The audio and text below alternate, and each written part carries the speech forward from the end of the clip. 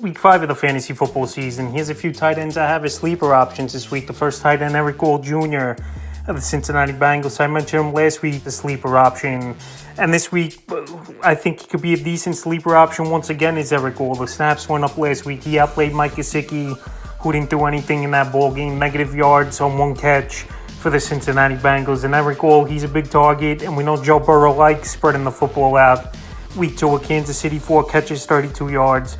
Week 3 versus the Commanders, 4 catches, 22 yards. In Week 4 at the Panthers, 4 catches, 28 yards. Eric Gould's going out there. He's making plays. I know the numbers aren't high impact, but someone with upside and someone the Cincinnati Bengal coaching staff likes a lot.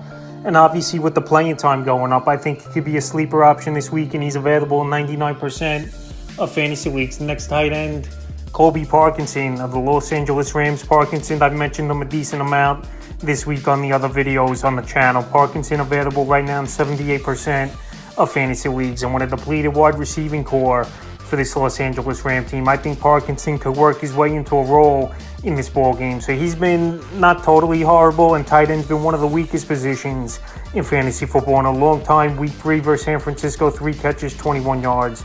Week 4 at Chicago, 4 catches, 33 yards, 7 targets. And this week, a good matchup versus the Green Bay Packers that give up the 8th most fantasy points to tight ends on the season. So like I said, Colby Parkinson, this might be the last chance for owners, obviously, to use him in their lineup as a sleeper option, because Tyler Higbee, after the bye week in Week 7, might return to the lineup, and Cooper Kupp might return as well to the lineup, where obviously he's going to get tons of targets, and Parkinson, he won't be nothing more than a sporadic target for Matthew Stafford. So this week with a decent matchup and a game script most likely where the Rams will be trailing early and often, he would be a sleeper option and someone who could surprise owners this week. And the third and final tight end to have as a sleeper is Noah Gray of the Kansas City Chiefs. Noah Gray available in 99% of fantasy leagues. We know Travis Kelce's not hurt or anything like that, but now with Rashee Rice out with the knee injury, Noah Gray stepped up in last week's game after Rice went out. 4 catches, 40 yards on 4 targets. And we saw Noah Gray over the last couple seasons have a couple pop games